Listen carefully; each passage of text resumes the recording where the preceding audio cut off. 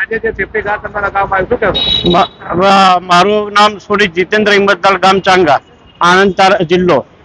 અને ત્યાંથી હું આવું છું અને પોલીસની જે આ કામગીરી છે સેફટી ગાર્ડની ખૂબ સારી છે, જે દરેક જણના માટે સારું છે અને પોતાના સ્વ બચાવનું જે છે પોલીસનું કામ ઉમદા છે.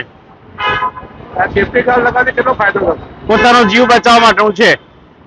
અત્યારના સમય પ્રમાણે સેફટી ગાર્ડ હોવો જરૂરી છે. કેવા કેવા બનાવો બનતા હોય છે તમે? ઘણા બધા ટીવીમાં જોઈએ છે અને હમણાં તાજેતરમાં 1-2 બનાવ બની ગયા. લાગતું તો હવે કેવું લાગે તમને આ લગાવ્યું? ના, મને તો બહુ પસંદ છે. આનો ઉપયોગ કરશો તમે? અરે સવાલ જ નહીં. આજે સેફટી ગાર્ડ લગાવવાની કામગીરી શરૂ કરવામાં આવી છે, શું કહેશો? આગામી 14 જાન્યુઆરીએ ઉત્તરાયણનો તહેવાર આવી રહેલો છે અને અત્યારથી જે પતંગ ચગાવવાળા છે એ અત્યારથી પતંગ ચગાવવાનું ચાલુ કરેલું હોય. ઘણીવાર લોકો ગેરકાયદેસર રીતે ચાઇનીઝ દોરીનો પણ ઉપયોગ કરતા હોય છે એટલે રોડ ઉપર જતા વાહનોના અને વાહન ચાલકો એમની સાથે બાળકો પણ હોય છે, પરિવાર સાથે હોય છે, તો જે દોરી તૂટી છે રોડ ઉપર અને પડે છે એના લીધે દર વર્ષે ગળા કપાઈ જવાથી ઘણા લોકોના મૃત્યુ થાય છે, ઘણા લોકો ઇન્જર્ડ થાય છે. એટલે એ અનુસંધાને આજરોજ નડિયાદ પશ્ચિમ પોલીસ સ્ટેશન તરફથી પીપલક ચોકડી ખાતે વાહન ચાલકોને ફ્રીમાં સેફટી ગાર્ડ લગાવી આપવામાં આવે છે અને પોતાની સેફટી માટે હેલ્મેટ પહેરવા માટે તેમને માર્ગદર્શન આપવામાં આવે છે. લોકોને શું અપીલ કરશો?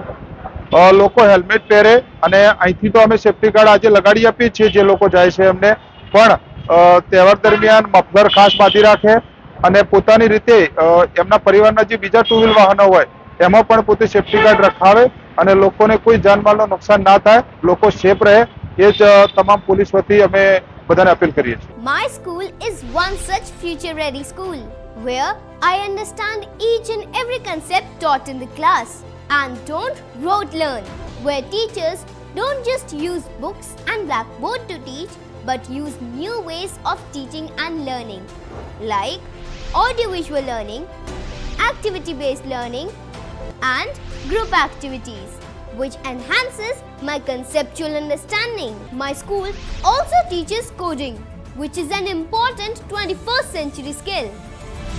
Not just that, I get an opportunity to showcase my skill on a national platform. And with all this, I acquire important skills that make me future ready and confident. Would you also like to know where is my future ready school? Visit now and see for yourself.